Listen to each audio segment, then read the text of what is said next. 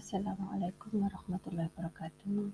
Saya Kalimatus Sajiah dari SMP Negeri 2 Sumbito, CGPA 5 Kabupaten Jombang, dengan fasilitator Ibu Kamila Harahap dan Bapak pengajar praktik Bapak Ari Rozi Anindito akan menyajikan aksi nyata modul 1.4.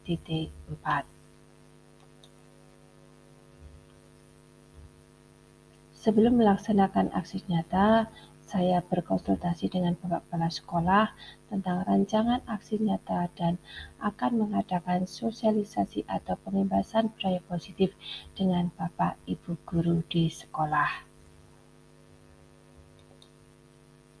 Selanjutnya, pada kegiatan pembebasan atau sosialisasi budaya positif dibuka oleh Bapak Kepala Sekolah.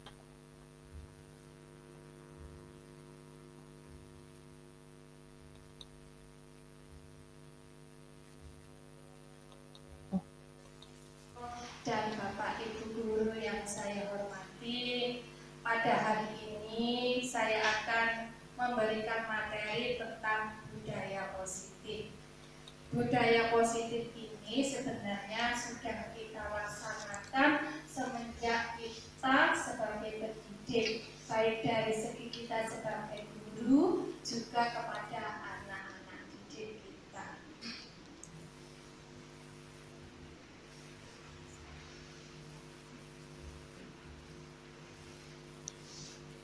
Sebelum ke materi yang pokok yakni budaya positif, Bapak Ibu perlu saya informasikan bahwa materi saya selama pendidikan di calon guru penggerak ini sudah menyelesaikan 3 ini, yakni filosofi pemikiran Ki Hajar.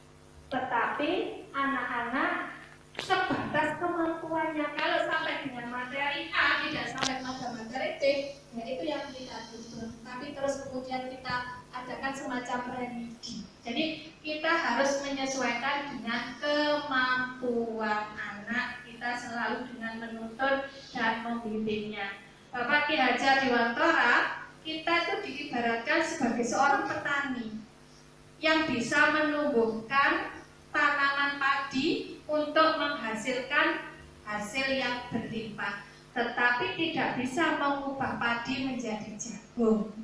Dalam hal ini, petani menumbuhkan itu kan mengairi, memupuk, membersihkan dari gulma, sehingga kan padi tumbuh dengan subur. Sama halnya dengan yang kita lakukan kepada anak-anak. Kita tidak bisa mengubah kodratnya anak, tetapi bisa menuntun dengan menggali kompetensi-potensi yang ada pada anak, tetapi tidak dituntut untuk materi. Tetapi ini kan bertabrakan dengan kebijakan sebelumnya, sebelum kurikulum merdeka. Nah, karena apa? Harus ada KKM dan materi harus selesai dalam semester. Dalam melaksanakan pendidikan pembelajaran kepada anak, seorang guru setidaknya mempunyai nilai-nilai, dan untuk menguatkan nilai-nilai ada peran guru penggerak.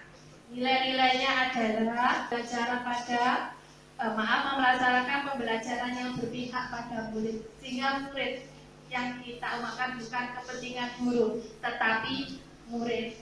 Kemudian kita dalam melaksanakan pembelajaran adanya evaluasi, sehingga kita perlu kolaborasi dengan Bapak Ibu guru.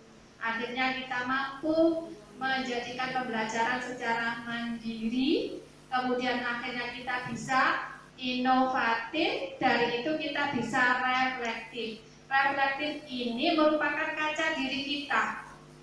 Apakah kegiatan yang kita laksanakan ini sudah sesuai dengan kebutuhan murid atau.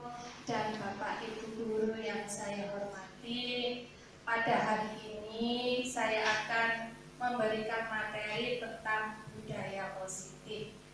Budaya positif ini sebenarnya sudah kita laksanakan semenjak kita sebagai pendidik, baik dari segi kita sebagai guru juga kepada anak-anak didik kita.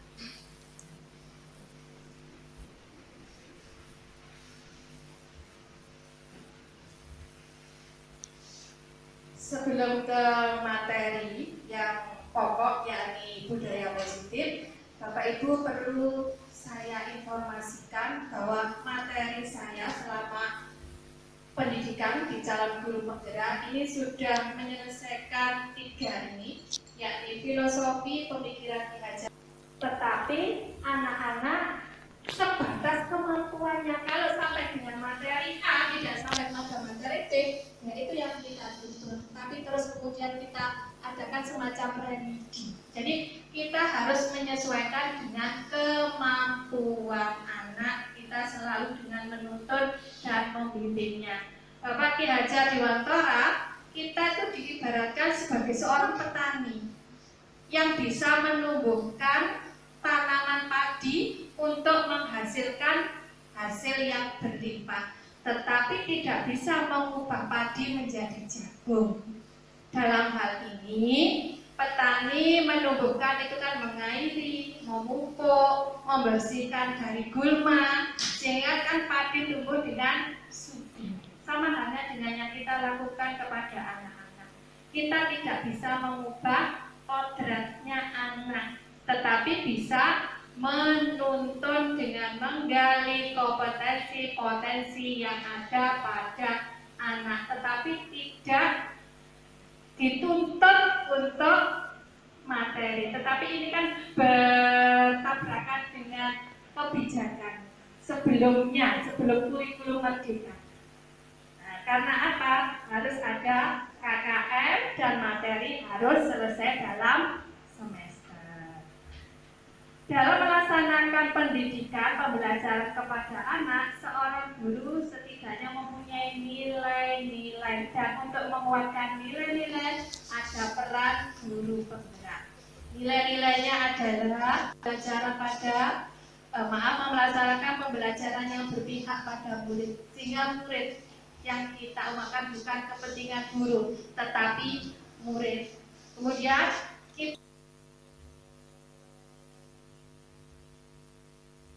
Sebelum masuk pada acara ini, saya mengajak Bapak Ibu Guru untuk berdiskusi tentang makna hukuman, konsekuensi, dan penghargaan yang terdapat pada pertanyaan pemantik.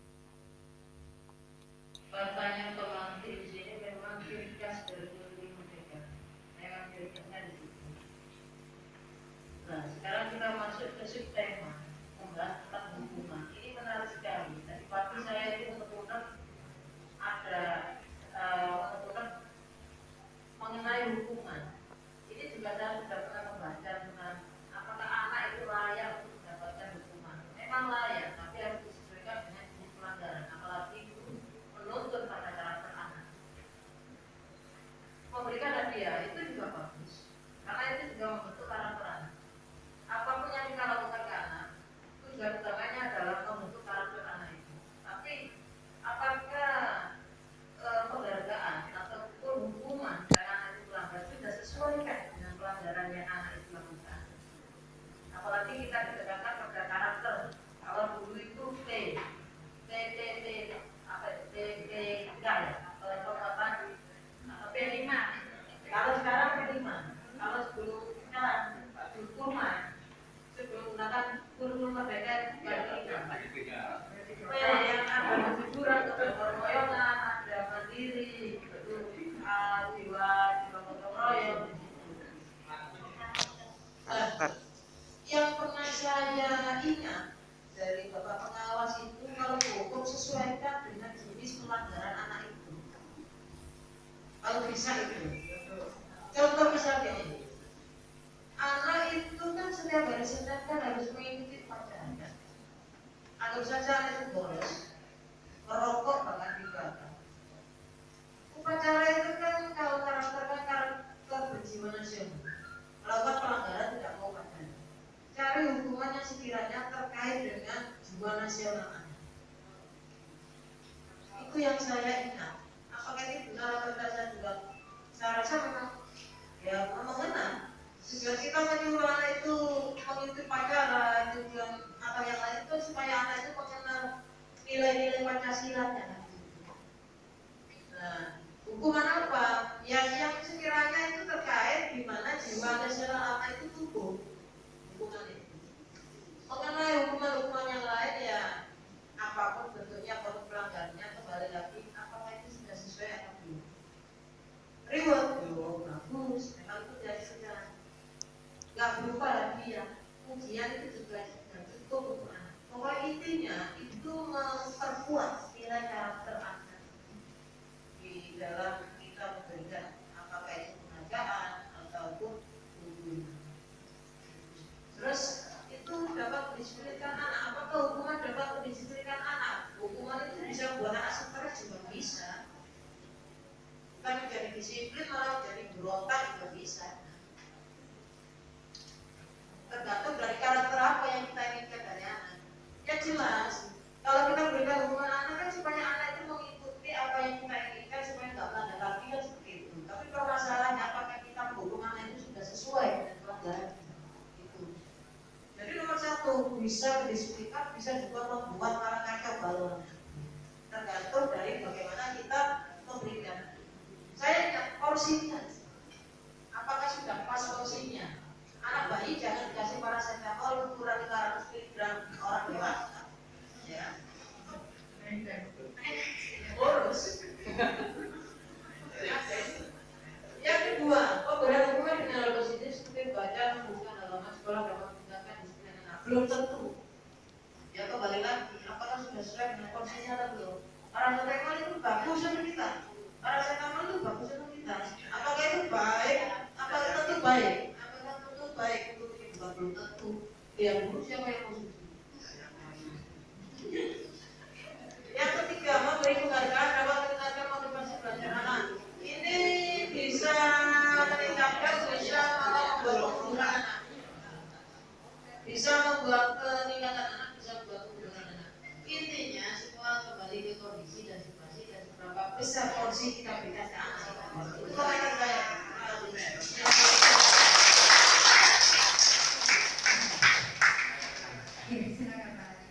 Assalamualaikum warahmatullahi wabarakatuh. Bapak Ibu yang kita hormati, kalau kita lihat hukuman ini memang dengan tujuan apa? Yang jelas tadi sampaikan Anwar adalah supaya sesuatu lebih disiplin. Tapi hukuman yang bagaimana ini yang menjadi tolak ukur kita bersama. Kita di dalam kurikulum baru maupun dalam buku lama sebagai guru, kita kan ini tidak hanya sekadar mengajar, tapi juga mendidik. Sehingga sifat kita adalah mengkategorikan di pelajaran pada anak dengan harapan anak-anak nanti akan menjadi lebih baik. Intinya hukuman yang bersifat mendidik siswa, namun akan juga. Terima kasih, bisa dilanjut Bu Yayu.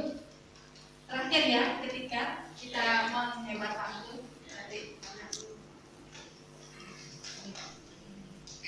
Ya, hukuman dapat mendisiplinkan anak. Menurut saya itu tidak. Karena apa? Ini bukan sekolah militer, bukan militer. Kalau militer disuruh disiplin, disuruh mustah, perintah sekali oke. Dan besar anak kita dari unit asma sampai ke rumah sakit tahu jawab siapa? Jadi menurut saya mendisiplinkan itu tidak dengan fisik, hukuman. Kemudian disuruh apa? Misalnya lari juga itu bukan hukuman. Menurut saya begitu. Nanti takutnya anak itu menderita penyakit asma misalnya. Akibatnya ke siapa? Otomatis ke anak kita yang kena, yang menghukum itu. Jadi menurut saya tidak setuju dengan memberi hukuman, maksudnya memberi hukuman supaya anak itu jerah. Kita misalnya kita suruh membaca buku, nah, disuruh meringkas apa dari isinya ceritanya. Anak itu belajar membaca juga. Terus saya begitu. Kemudian kalau saya bahasa Inggris misalnya suruh menghafalkan 5 kata dalam 1-2 hari gitu aja. Kalau saya menurut saya sendiri nggak tahu ya, menghukum disiplin saya tidak setuju. Terima kasih. Assalamualaikum warahmatullahi wabarakatuh. Pertanyaan pemantik di sini memang ringkas dari merdeka. Memang ringkasnya di situ. Nah, sekarang kita masuk ke subtema. Membahas tentang Apa akibatnya? mobil saya banyak lukisannya dengan jarum pentul. Saya juga. Dengan jarum pentul seperti itu. Ini tahun kelasnya Gusti. Anak yang sangat luar biasa. Ya, kelas 8G. Sangat luar biasa di situ. Dengan pendidikan ini menyadarkan saya, Bapak Ibu, terus terang, saya dalam menangani anak tidak langsung dengan tidak. Biasanya itu saya lakukan dengan jujur, Bapak Ibu. Jadi anak saya ajak bicara dulu di situ. Ya. Jadi anak saya ajak bicara dulu permasalahannya apa. Kemudian anak saya ajak bersama-sama untuk mencari solusi. Jadi apa yang dikatakan Pak Anwar sangat betul, sangat tepat. Terima kasih Pak Anwar. Tepuk tangan untuk Pak Anwar. Ya. Jadi hukuman tidak dapat mendisiplinkan anak. Apa akibatnya? Anak akan jadi dendam. Dan ini buktinya pengalaman saya sendiri. Dendamnya apa? Pelampiasannya tidak ke saya, tetapi ke mobil saya di situ. Nah ini sangat berkesan. Apa akibatnya? Mobil saya banyak lukisannya dengan jarum pentul. Saya juga. Dengan jarum. Setelah membahas pertanyaan pematik, maka berikutnya Bapak Ibu Guru saya ajak untuk mempraktikkan teori kepal tangan untuk membuktikan bahwa seseorang itu berhak untuk mengontrol dirinya sendiri termasuk diri murid.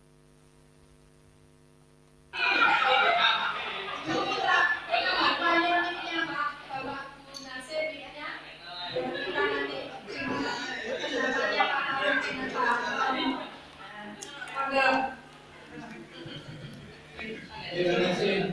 Kemudian ini tadi sesuatu yang saya tulis, yang saya pegang, tapi saya tidak berusaha mempertahankan. Begitu pula dengan Pak Har. Yang ditulis Pak Har juga tidak dipertahankan, langsung diberikan ke saya. Apakah itu rokok?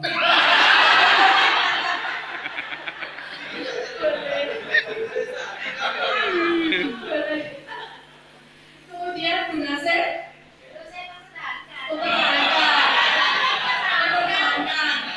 kira-kira apa isinya?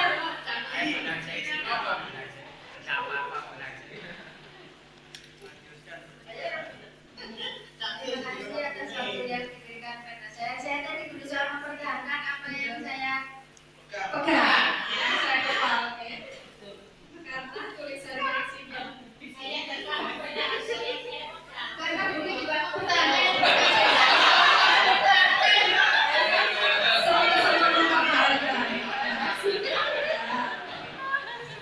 bisa dibacakan untuk isinya. Kalau saya ini itu Bu, kejujuran kunci keberhasilan. Terima kasih Ibu Nek. Boleh dibuka.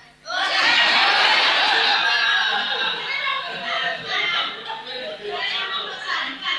Ya, Saya kan bawa pulpen 1. betul Ibu. Terus saya pertahankan dan saya pinjam-pinjam. Mari kita kupas Bapak Ibu dari kegiatannya Pak Anwar dengan Pak Bapak Bu Nasir dengan Bunge. Kalau tadi Pak Anwar dalam tulisannya rokok, dan beliau bersedia dengan sukarela diberikan kepada Pak Bapak. Baik hati. Karena apa? Menurut Pak Hartono, rokok kan tidak begitu prinsipin, penting bagi hidupnya. Hidupnya bergantung pada rokok. Tidak, itu maksud saya. Dan dia di sini ada Pak Hartono memberikan dengan sukarela kepada Pak Bambang. Dia mempunyai keyakinan begini, karena itu teman saya, my best friend, sehingga dia dengan sukarela berbagi apa yang dimiliki oleh Pak Hartono. Berarti kan Pak Hartono bersedia dikontrol oleh Pak Bambang. Ini merupakan sebuah, kalau kita menegur anak itu Bapak Ibu kita umpamakan seperti ini. Nah, kemudian kalau Bu Nasir dengan Bu Nasib tidak bersedia membuka kepalanya. Sekira tadi suami tercinta begitu tulisannya. Ternyata isinya kejujuran. Nah, kejujuran ini kan merupakan sebuah universal kebijakan kebajikan yang universal, sifatnya umum. Dan itu tidak bisa dibeli. Merupakan prinsip ya. Nah, dengan kejujuran itu, Bunda Nasir tidak mau dikontrol, tidak mau disuap oleh Buning. Dia pertahankan dengan tegur. Ya. Sama halnya kalau kita mengontrol menegur anak-anak Bapak Ibu, kan ada anak-anak yang mempunyai sifat begitu ditegur, ya. Dan apalagi teguran kita kurang tepat kan anak begitu langsung buat begitu ada kan? Nah itu banyak dan itu saya mengalami itu juga betul. Dengan kata-kata saya dicicil ini, tapi saya guru kan tidak kalah akan. Maksudmu, kok mencicil ini? Kok pengen ganti cicilan anak? Akhirnya dia mau bercerita, itu masalahnya di situ ya. Jadi itu masuk dari kepala itu dan dari itu kan merupakan pribadi, sehingga di sini kan dapat disimpulkan orang mau dikontrol itu kan bergantung masalahnya apa sih. Yang kedua, mau membuka, bersedia membuka dan menentukan bergantung dirinya. Jadi kan pengendali kontrol ada pada diri individu.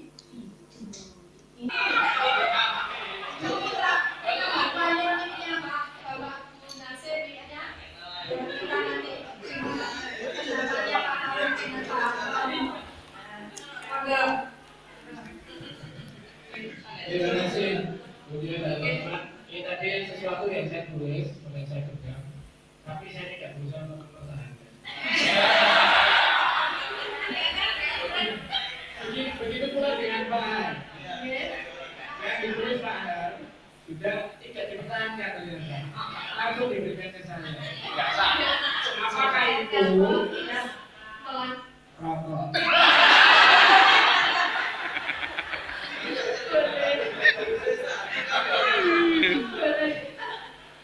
Kemudian Bu Nasir Terus saya mempertahankan.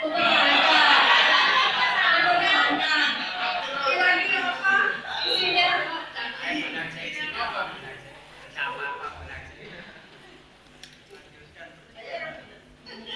Terima kasih atas waktu yang diberikan pada saya. Saya tadi berusaha mempertahankan apa yang saya Pegang. Saya kepala. Karena tulisannya isinya. saya tetap pada hasil yang saya pegang. Karena buku juga Pertanyaan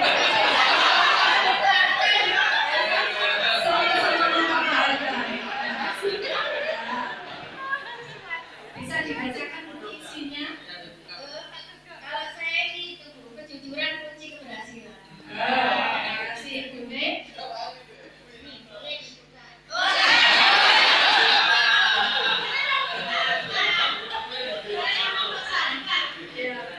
Saya kan bawa pulpen 1. Betul Ibu. Terus saya pertahankan dan saya pinjam-pinjam.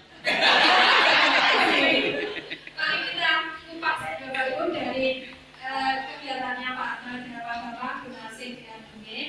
Kalau tadi Pak Tono dalam tulisannya rokok dan beliau bersedia dengan sukarela diberikan kepada Pak Tono. Baik hati. Karena apa? Menurut Pak Hartono rokok kan tidak begitu prinsipin, penting bagi hidupnya. Hidupnya bergantung pada rokok. Tidak, itu maksud saya. Tidak. Dan dia di sini adalah Pak Hartono memberikan dengan sukarela kepada Pak Bambang. Dia mempunyai keyakinan begini. Karena itu teman saya, my best friend, sehingga dia dengan sukarela berbagi apa yang dimiliki oleh Pak Hartono. Berarti kan Pak Hartono bersedia dikontrol oleh Pak Bambang. Ini merupakan sebuah, kalau kita menegur anak itu Bapak Ibu kita umpamakan seperti ini. Nah, kemudian kalau Bu Nasir dengan Bu Nasir tidak bersedia membuka kepalanya. Sekira tadi suami tercinta begitu tulisannya. Ternyata isinya kejujuran.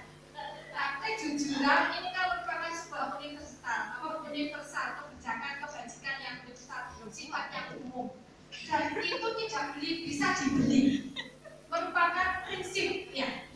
Dengan kejujuran itu, Bunda Nasir tidak mau dikontrol, tidak mau disuap oleh Bumi. Dia pertahankan dengan teguh.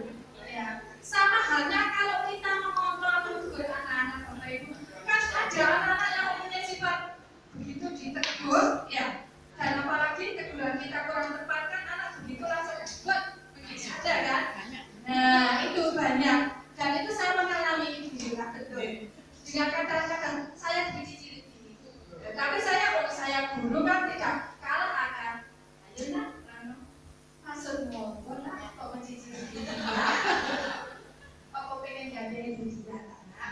Akhirnya dia mau bercerita, itu masalahnya di situ ya. Jadi itu masuk dari kepala itu dan dari itu kan merupakan pribadi, sehingga di sini kan dapat disimpulkan orang mau dikontrol itu kan bergantung masalahnya apa saja.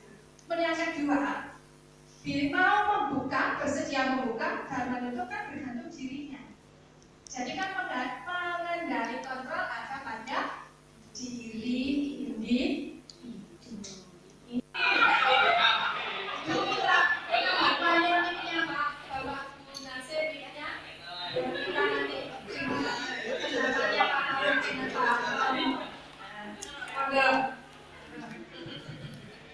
Terima kasih. Kemudian ini tadi sesuatu yang saya tulis, yang saya pegang, tapi saya tidak berusaha mempertahankan.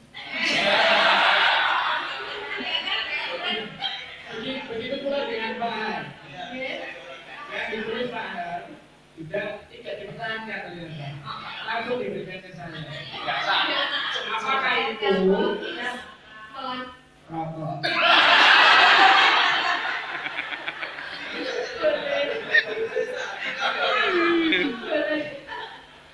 Kemudian Bu Nasir Terus saya mempertahankan. Kira-kira apa isinya?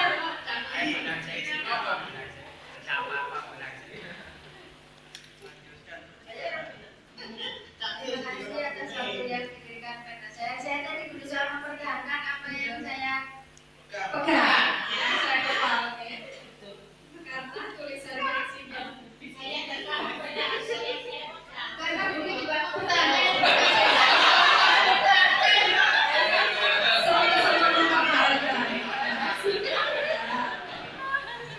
bisa dibacakan buku isinya. kalau saya ini itu kejujuran kunci keberhasilan. Terima kasih Bumi.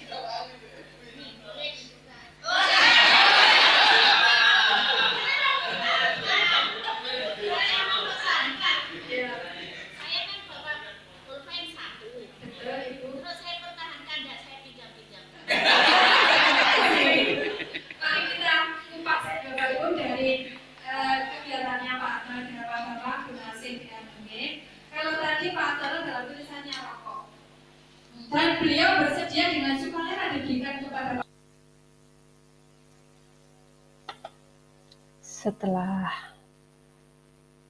mempraktekkan kepala-kepala, maka Bapak Ibu Guru akan praktekkan untuk mengisi kuesioner. Kuesioner ini sebagai bahan pertimbangan pada anak bahwa anak berperilaku menyimpang atau tidak sesuai dengan keyakinan kelas karena dalam rangka memenuhi kebutuhan dasarnya. Itu kebutuhan hidup kita juga ada pada anak-anak. Kemudian penguasaan ini hubungannya dengan kemampuan, kompetensi. Jadi kemampuan pada anak-anak tidak hanya pada fisik, tapi juga pada kecerdasan. Kemudian berikutnya kebebasan. Kita sebagai manusia kan mempunyai pilihan di sini. Tidak hanya kita, tapi anak-anak juga. Kadang anak-anak kalau kita belajar dengan menyampaikan metode yang kurang bervariasi, anak-anak kan akan bosan ramai. Karena anak-anak mempunyai kebutuhan pilihan yaitu kebebasan. Kemudian kebutuhan akan kesenangan. Dengan apa kita menjadi senang? Misalnya kita menjadi senang kalau kita jalan-jalan. Itu salah satu pemenuhan kebutuhannya. Nah, ini mohon maaf ya kita harus praktek Bapak Ibu untuk ini. Itu kebutuhan hidup kita juga ada pada anak-anak. Kemudian penguasaan ini hubungannya dengan kemampuan. Nah, ini kegiatan Bapak Ibu Guru untuk mengisi kuesioner dan sudah ada yang sudah sebagai contoh ini. Terima kasih. Untuk secara sekilas, Ya, betul. ini kebutuhan dasar manusia jelas ingin eksis. Ya. Suara ingin eksis. Dari semua yang diberikan ingin eksis. Ingin hal yang positif. Itu sisi yang pertama.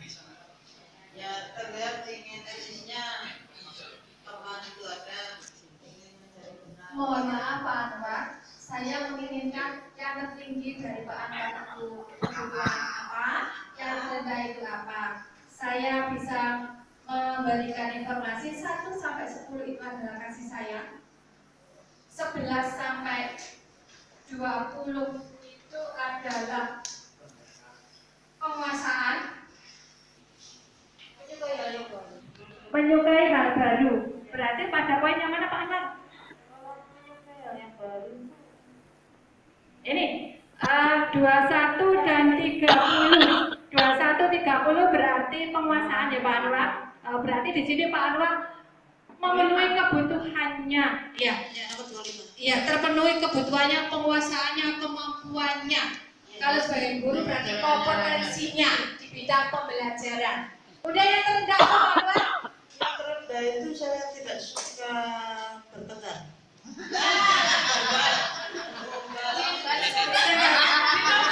Di nomor berapa? Di nomor berapa?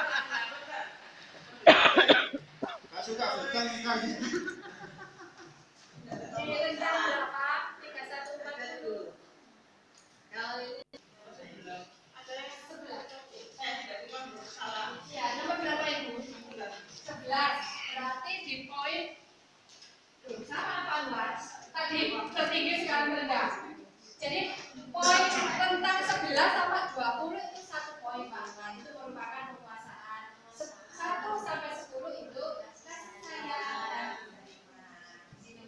Dan saya percaya Bapak Ibu sudah memenuhi kebutuhan dasar hidupnya itu. Apabila kurang, dan saya percaya Bapak Ibu bisa memenuhi kebutuhannya.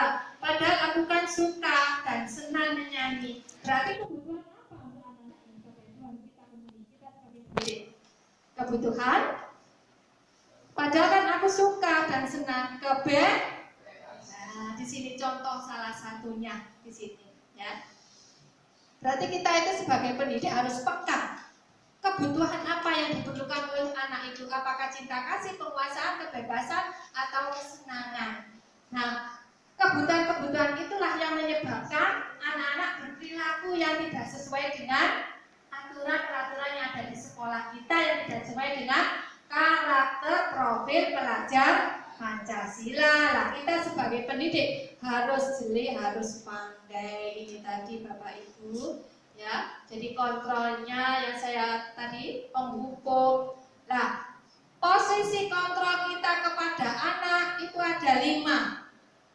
Penghukum ini dengan keras bisa mematikan karakter anak, bahkan bisa menimbulkan rasa dendam dari anak. Membuat orang merasa bersalah, anak sudah disalah-salahkan, malah menjatuhkan mentalnya. Kemudian teman, kita sebagai teman, kita akrab, tapi anak-anak ini nanti menjadi bergantung, belum menimbulkan motivasi dari diri sendiri. Kemudian pemantau, ini juga sebenarnya baik, tetapi ini ada ketergantungan. Kita harus memantau terus dari waktu ke waktu. Tetapi kalau sudah posisi pada manajer, kita tidak perlu memantau, kita tidak perlu jadi berteman. Anak-anak juga. Terima kasih. Untuk secara sekilas, Ya, betul. ini kebutuhan dasar manusia jelas ingin eksis. Ya. Suara ingin eksis. Dari semua yang diberikan ingin eksis. Setelah memaparkan teori kebatangan, kuesioner dan posisi kontrol pada anak, maka perlu menciptakan disiplin positif pada anak. Teori tersebut membantu Ibu Bapak Guru dalam menyelesaikan permasalahan di kelas. Bapak Ibu Guru dapat menerapkan biaya positif di kelas melalui kegiatan kelas. Kemudian dilaksanakan, akhirnya terbentuk disiplin kelas dan meluas dalam komunitas sekolah sehingga terbentuklah budaya positif di sekolah. Nah, di akhir pertemuan, kami mengajak Bapak Ibu Guru untuk menerapkan budaya positif di sekolah melalui keyakinan kelas. Hal ini didukung oleh Bapak Kepala Sekolah. Akhirnya, kegiatan pengimbasan budaya positif ditutup dengan bacaan doa.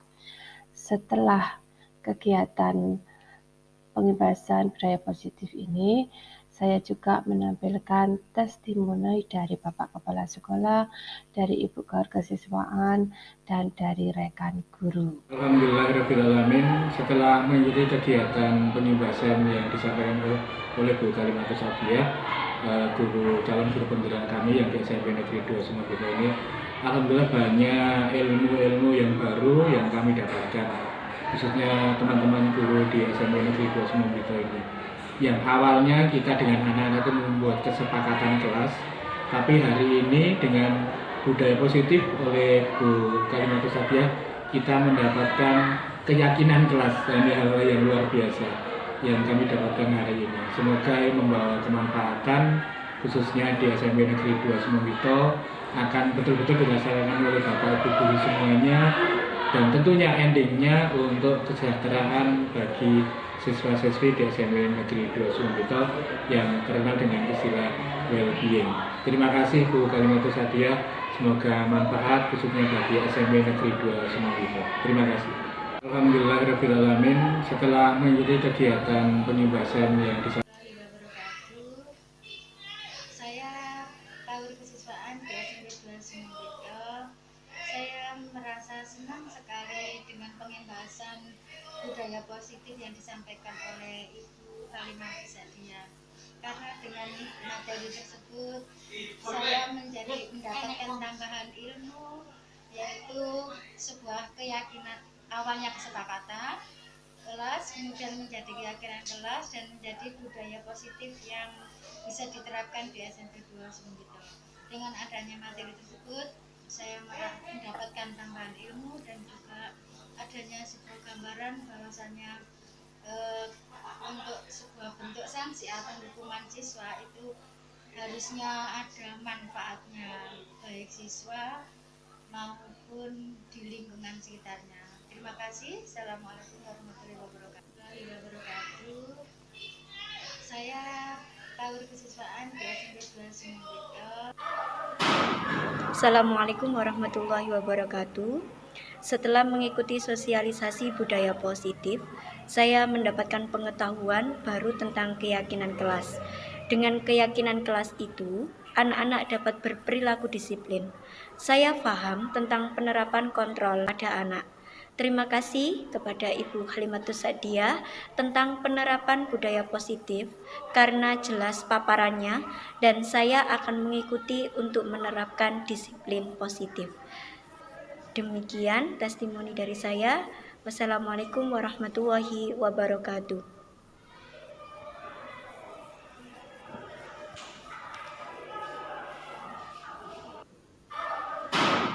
Assalamualaikum warahmatullahi wabarakatuh.